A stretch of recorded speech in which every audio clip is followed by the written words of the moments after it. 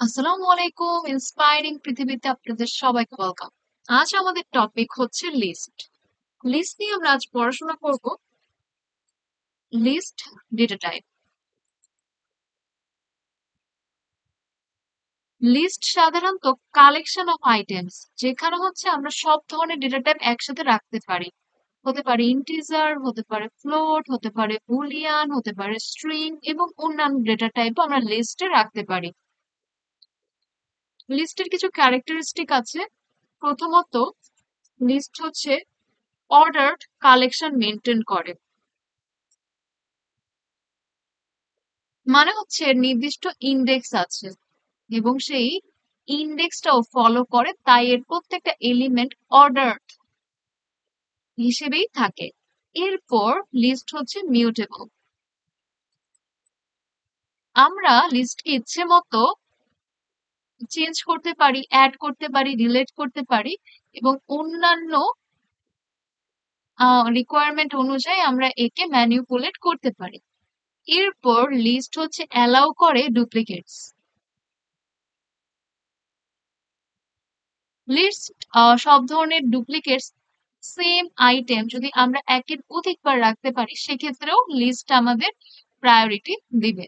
সুতরাং আমরা বলতে পারি লিস্ট হচ্ছে কালেকশন অফ আইটেম, যেখানে আমরা সব ধরনের ডেটা টাইপ রাখতে পারি এবং লিস্ট অর্ডার, মিউটেবল এবং ডুপ্লিকেটস কে প্রাধান্য দেয়। আমরা এখানে ডুপ্লিকেট রাখতে পারি। তো প্রথমে আমরা দেখবো লিস্টে আমরা কি কি করতে পারি, কি কি মডিফাই করতে পারি। ফার্স্ট আমরা দেখবো add value in a list. আমরা কি করে লিস্টে কোনো হচ্ছে ভ্যালিউ অ্যাড করব।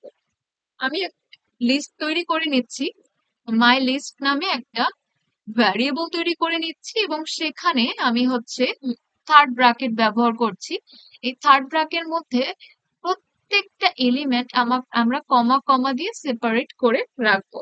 তো আমরা এখানে কিছু এলিমেন্ট রাখছি, ইন্টিজার টাইপে রাখছি 3, 4, 5, 6। 6টি এলিমেন্ট রাখলাম। এখন আমি চাচ্ছি আরেকটা এলিমেন্ট সংযুক্ত করতে।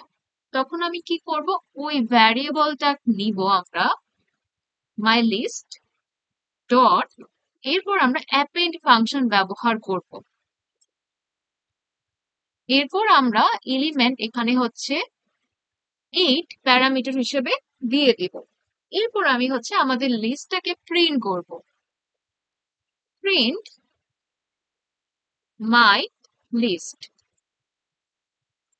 এরপর আমি একে রান যদি করি, দেখেন আমাদের 8 এলিমেন্টে সংযুক্ত হয়ে গেল। এইভাবে আমরা লিস্টে কোনো এলিমেন্ট, সিঙ্গেল এলিমেন্ট অ্যাপেন্ড করার মাধ্যমে সংযোজন বা সংযুক্ত করতে পারি। এরপর আমরা যদি ইন্ডেক্স অনুযায়ী লিস্টে হচ্ছে কোনো ভ্যালিউ অ্যাড করতে চাই, ধরা যাক আমি একটা স্পেসিফিক ইন্ডেক্সে হচ্ছে আমাদের কোনো ভ্যালিউ আনতে চাচ্ছি, সেই ক্ষেত্রে আমি ব্যবহার করব ইনসার্ট। তখন আমি ভ্যারিয়েবলটা ব্যবহার করব মাই লিস্ট, এরপর আমি দিব ডট ইনসার্ট। এরপর আমি হচ্ছে এখানে ইন্ডেক্সটা ডিফাইন করে দেব 1। আমি 1 নম্বর ইন্ডেক্সে আমার এই লেখাটা আনতে চাচ্ছি। ধরা যাক আমি এখানে একটা স্ট্রিং ডেটা টাইপ আনতে চাচ্ছি, এখানে আমি আনতে চাচ্ছি হ্যালো। এরপর আমি হচ্ছে 1 নম্বর ইন্ডেক্স 0, 1, এটা হচ্ছে 0 নম্বর ইন্ডেক্স, এটা হচ্ছে 1 নম্বর ইন্ডেক্স, মানে 2 কে ও রিপ্লেস করে এখানে ও হ্যালো বসিয়ে দিবে। তো আমি এখন যদি এটাকে প্রিন্ট করি, মাই লিস্টটাকে প্রিন্ট,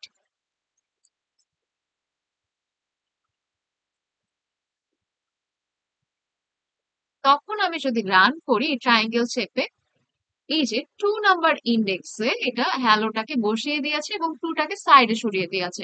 এরকম আমরা যদি কোনো স্পেসিফিক ইন্ডেক্সে আমাদের কোনো ডিজায়ার্ড ভ্যালিউ ইনপুট হিসেবে অ্যাড করতে চাই, সেক্ষেত্রে আমরা ইনসার্ট ফাংশন ব্যবহার করব। আচ্ছা, এরপর আমরা হচ্ছে আরেকটা ভ্যালিউ ব্যবহার করতে পারি, সেটা হচ্ছে গিয়ে তখন যখন হচ্ছে আমাদের অনেকগুলো এলিমেন্ট থাকবে, আমাদের যে কোনো, এখানে আমাদের সুবিধা হচ্ছে এখানে আমরা একটা একটা করে ভ্যালু অ্যাড করছি, ইন্ডেক্স অনুযায়ী করছি।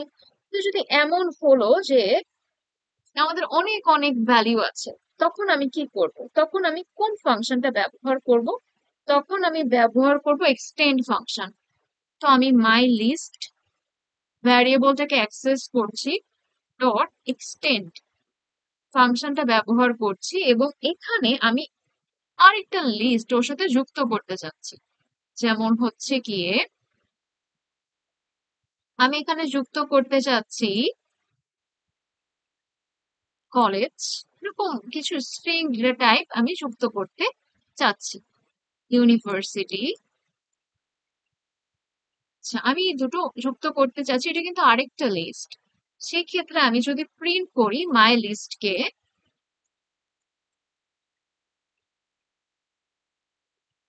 এখন আমি যদি এটাকে রান করি, তাহলে আমরা দেখতে পারবো কলেজ আর ইউনিভার্সিটির যে নতুন লিস্টটা ছিল সেটা এটার সাথে সংযুক্ত হয়ে গেছে।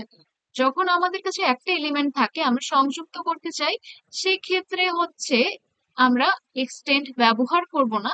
আর যে ক্ষেত্রে হচ্ছে আমাদের একটা ভ্যালু যুক্ত করতে হয়, সেক্ষেত্রে আমরা ব্যবহার করতে পারি অ্যাপেন্ড অথবা হচ্ছে ইনসার্ট ফাংশন।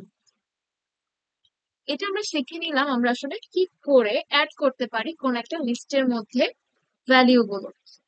এবার আমরা দেখবো যে আমরা কনকেটিনেশন কি করে করব। এবার আমরা দেখবো কনকেটিনেশন। ধরা যাক আমার কাছে অনেকগুলো লিস্ট এসছে, লিস্ট 1, 0, 9, এখানে কমা হবে 9, 7, 6, 5, 4। এটা একটা আমার কাছে স্যাম্পল এসছে, স্যাম্পল নাম্বার 1, যেটা হচ্ছে লিস্ট 1 এ আমরা একটা লিস্ট তৈরি করেছি। আরেকটা লিস্ট এলো লিস্ট 2, এখানেও একটা লিস্ট আছে যেগুলো হচ্ছে 1, 2, 3, 6, 7, 9, 0। ধরা যাক এই স্যাম্পল গুলো কোনো একটা রোল নাম্বার যেগুলো হচ্ছে আমাকে একসাথে করতে হবে। ধরা যাক আমার কাছে আরেকটা লিস্ট 3 নামের আরেকটা ভ্যারিয়েবল, সেখানে আরো কিছু ডেটা এলো, 1, 2, 1, 13, 13, 12, 13, 18। তো আমার কাছে তিনটা লিস্ট আছে। এখন তিনটা লিস্টকে আমার একসাথে করতে হবে, কনকেটিনেশন করতে হবে। কনকেটিনেশন আমরা কি করে করব? আমরা একটা নতুন ভ্যারিয়েবল তৈরি করব নিউ লিস্ট নাম। এরপর আমি হচ্ছে list 1 plus list 2 plus list 3, তিনটা ভ্যারিয়েবলকে একসাথে রাখছি। এরপর হচ্ছে প্রিন্ট নিউ লিস্টটাকে নিয়ে আসছি। এরপর আমি যদি এখন রান করি, দেখতে পাচ্ছেন তিনটা লিস্ট একসাথে চলে আসছে। এভাবে কনকেটিনেশনের মাধ্যমে প্লাস অপারেটরের সাহায্যে আমরা যে কোনো লিস্টকে একসাথে নিয়ে আসতে পারবো। অনেকগুলো লিস্ট অথবা স্যাম্পল এলেও আমরা একসাথে করতে পারবো। এটা আমরা দেখলাম আমরা কি করে কনকেটিনেশন করি। এরপর আমরা দেখবো আমরা কি করে ডিলিট করি।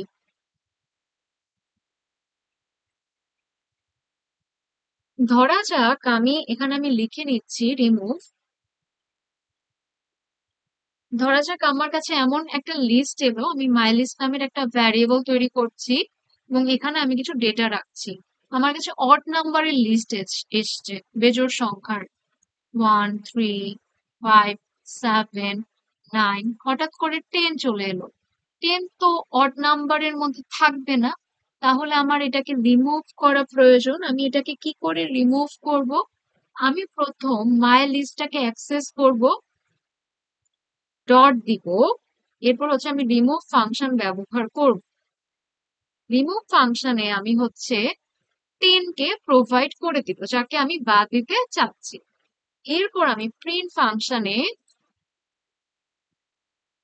মাই লিস্ট ব্যবহার করছি, এরপর আমি হচ্ছে রান করছি। এখন আমাকে দেখাচ্ছে যে 10 হচ্ছে ডিলিট হয়ে গেছে, এখানে আমাকে আর 10 শো করছে না।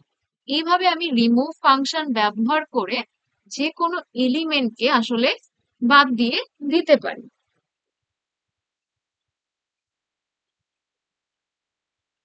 এরপর আমরা দেখব যে আমার কাছে এমন হলো যে এই লিস্টটা আমার কোনো প্রয়োজন নেই, লিস্টটা আমার রিকোয়ারমেন্টে নেই, তাহলে শুধু শুধু স্টোরেজটা নষ্ট করবে।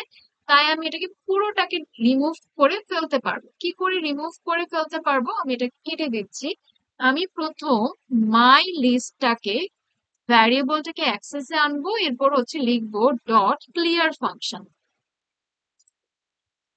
এরপর আমি এটাকে প্রিন্ট করব। এটা একটা এমটি সেটে পরিণত হবে, কারণ আমি সবকিছু ডিলিট করে দিচ্ছি। ক্লিয়ার ফাংশন সবগুলো এলিমেন্টকে বাদ দিয়ে দিবে, তখন আমি দেখতে পারবো একটা এমটি সেট। এভাবে ক্লিয়ার ফাংশনের মাধ্যমে আমি যে কোনো সেটের সবগুলো উপাদানকে ডিলিট করে দিতে পারি। এবার আমি দেখবো যে আমি লেন্থ কি করে বের করব। লেন্থ, আমি একটা লিস্ট তৈরি করলাম এবং আমি লেন্থ জানতে চাচ্ছি, সেই ক্ষেত্রে কি করে করব। ধরা যাক আমি নেম নামের একটা ভ্যারিয়েবল ক্রিয়েট করলাম এবং সেখানে আমি কিছু ডেটা রাখছি, কিছু নাম রাখছি, যেমন রিনা, মেহের,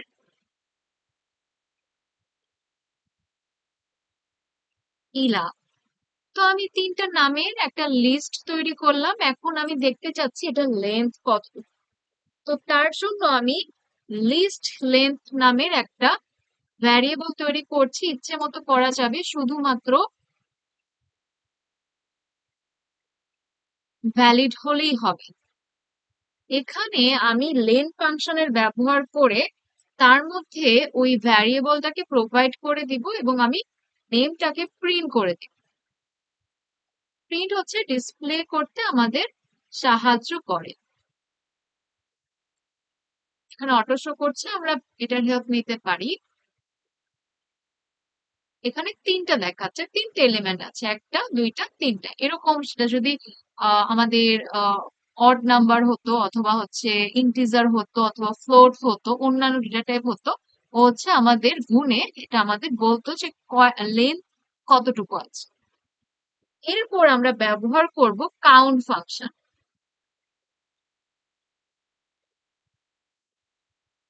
আমরা যদি কাউন্ট করতে চাই কি করে করব, আমরা হচ্ছে কাউন্ট ফাংশনের ব্যবহার করব। ধরা যাক আমার কাছে একটা স্যাম্পল এসেছে,